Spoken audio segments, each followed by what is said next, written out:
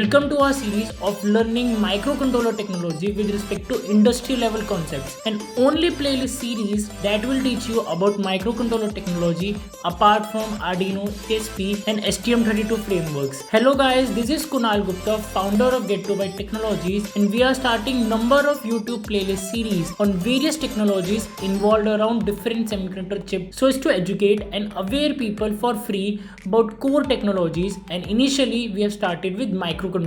Ever wondered what makes all electrical and electronic gadgets from headphones to speakers to chargers to rockets to automotive vehicles, all thanks to microcontroller technology? In this playlist we will burst the myths, simplify the concepts, what is really under the hood, no framework, no shortcuts, just pure microcontroller technology. If you're ready to explore core microcontroller technology and truly wants to understand how these chips work, this is for you. Let's dive in. Now, peripherals are the body parts of a microcontroller, and it is peripherals through which microcontrollers interact with the outside world. Peripherals are like the unsung and the most widely underestimated topic in microcontroller technology, as industry or most of the working professionals directly jump onto the application building instead of understanding how these peripherals of microcontroller works. Without peripherals, microcontroller is just like a human brain with no body parts. Thus, having an understanding of how microcontroller peripherals work and their use case is very important. Most widely used peripherals are GPIO peripheral, UART peripheral, I2C peripheral, SPI peripheral, timer peripheral, and ADC peripheral. These are some of the basic and most widely and known peripherals in a microcontroller that are used in almost every product of an industry for their development. After that, according to the application also, there can be different peripherals present in microcontroller. For example, if you want to integrate some camera, so there would be a peripheral in microcontrollers known as CSI, camera serial interface.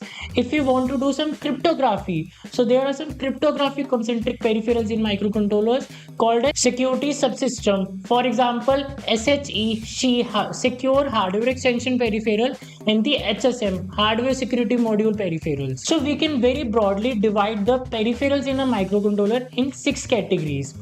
Communication peripherals like CAN protocol, LIN protocol, UART protocol, Ethernet protocol, I2C, SPI. These are communication protocols via which electronic devices communicate with each other. The CSI peripheral, which I have stated for the camera, that will also come in the communication peripheral, as CSI is a protocol via which camera and the electronic devices communicate with each other. So for these communication protocols, there are specific communication peripherals in microcontroller. Digital and analog signal peripherals like timer peripheral, GPIO peripheral, ADC peripheral, DAC peripheral, as world is analog in nature. So when we want to sample the environmental readings or the environmental sensors or the another sensors readings, so we get the data in the form of digital and analog sensors, and in that, so those samples are being collected by the microcontroller using the digital and analog peripherals. These peripherals not only sample the digital and analog values but sometimes also output the digital and analog signals. For example, timer peripheral can output the PWM signals, DAC peripheral can output the analog signals. So their timer and the digital and analog peripherals are basically used to sample and output the digital and analog signals, and these two signals are one of the fundamental building blocks for communicating with the electronic devices. Then comes the programming and debugging peripherals, as these microcontrollers need to be programmed. These are some program is flashed inside these microcontrollers. So correspondingly, programming and debugging peripherals are required so as to flash the programs into the microcontrollers. And these peripherals are JTAG peripheral, SWD peripheral, ISP peripheral, and etc. Then comes the memory peripherals, which stores the data inside the microcontroller. And these peripherals are like flash, triple E ROM, SRAM, peripheral registers, cache memory, and etc. and etc. So these are memory concentric peripherals inside a microcontroller.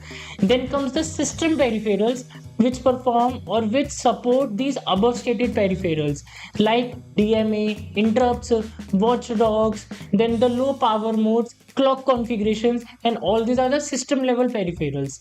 Cryptography peripheral, which we have stated, that will also come on the system peripherals, as cryptography is performed on some data. Cryptography is basically encryption and decryption of an electronic data to secure the communication. So that data is on either on the memory of a microcontroller, so that in that memory peripheral, or some sensor data would be coming either via the analog or digital values or via the communication peripherals. So cryptography peripheral will also be part of a system peripheral. Okay, so these are all the five peripheral categories which are there in the microcontroller. Good level of understanding of these peripherals is highly recommended and needed when we are working with the microcontrollers. To start learning with microcontroller technology, starting by learning and doing hands-on experiments and practicals via the peripherals of microcontroller is the best way to start learning on it. As using this way, we will be able to know that how actually the semiconductor chip technologies of microcontroller controls the outside world.